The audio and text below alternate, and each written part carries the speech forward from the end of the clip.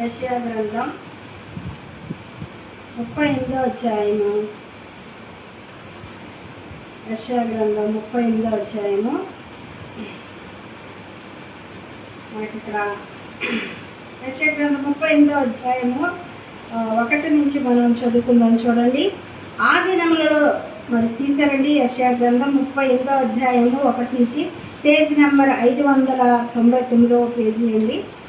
ఆ దినములలో హిజ్కియాకు మరణకరమైన రోగము కలుగుగా ప్రవక్త ఆమోజు కుమారుడైన యెషయా అతని యొద్దకు వచ్చి, నీవు మరణమవుచున్నావు, బ్రతుకవు గనుక నీవు నీ ఇల్లు చక్కబెట్టుకునమని యెహోవా సెలవిస్తున్నాడని చెప్పగా, అతను తన ముఖమును గోడ తట్టు త్రిప్పుకొని, యెహోవా యథార్థ హృదయులనే సత్యముతో నీ సన్నిధిని నేనెట్లు నడుచుకుంటును, నీ దృష్టికి అనుకూలముగా సమస్తముని నేనెట్లు జరిగించుతును, కృపతో జ్ఞాపకం చేసుకున్నామని హిజ్కియా కన్నీళ్లు విడుచుచు యెహోవా ప్రార్థనపగా, యెహోవా వాక్కు యెషయాకు ప్రత్యక్షమై ఇలాగ సెలవిచ్చు, నీవు తిరిగి హిజ్కియా వద్దకు పోయి అతనితో ఇట్లను, నీ పితరుడైన దావీదుకు దేవుడైన యెహోవా నీకు సెలవిచ్చినదేమనగా, నీవు కన్నీళ్లు విడిచి చూచితివి, నీ ప్రార్థన నేను అంగీకరించి ఉన్నాను, ఇంకా 15 సంవత్సరాల ఆయుష్ నీకు ఇచ్చేదను అంటున్నాడు కదా.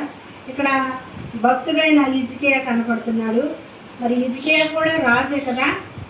హిజ్కియాకి రాజు ఒక వ్యాధి వచ్చింది కదా, మరి మరణకరమైన రోగం వచ్చిందంట. ఆ దినాలలో మరణకరమైన రోగం వచ్చిందంట హిజ్కియా.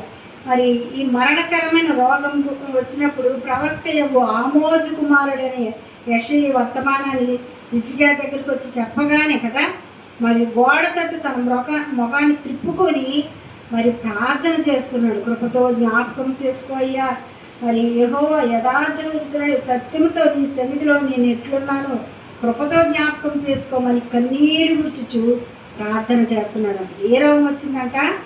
మరణకరమైన రోగం వచ్చిందంట కదా. మరి హిజ్కియా రాజే కదా, డబ్బు ఉంది, ధనం ఉంది కదా, అన్నీ ఉన్నాయి, పనివారు ఉన్నారు కదా, వైద్యుల దగ్గరికి వెళ్ళి తన వైద్యాన్ని కూడా చేయించుకోవచ్చు కదా. ఎందుకంటే ఏ రోగం వచ్చింది?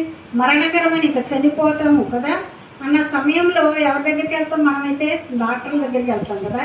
హిజ్కియా కూడా వైద్యుల దగ్గరికి వెళ్ళొచ్చు, ఇలాగా డబ్బు ఉంది కాబట్టి చాలా డబ్బుతో ఖర్చు చేసుకోవచ్చు ప్రాణాన్ని బ్రతికించుకోవడానికి. ఇంకా పనివారు ఉన్నారు, వాళ్ళందరూ కూడా కదా, హెల్ప్ చేసే వాళ్ళందరూ కూడా ఉన్నారు. అయినా కూడా హిజ్కియా ఏం చేశాడంటే మరి ప్రార్థన చేస్తున్నాడు కదా, ప్రార్థన చేస్తున్నాడు కదా. మరి ఎవరిని అడుగుతున్నాడు? హిజ్కియా దేవుణ్ణి అడుగుతున్నాడు కదా.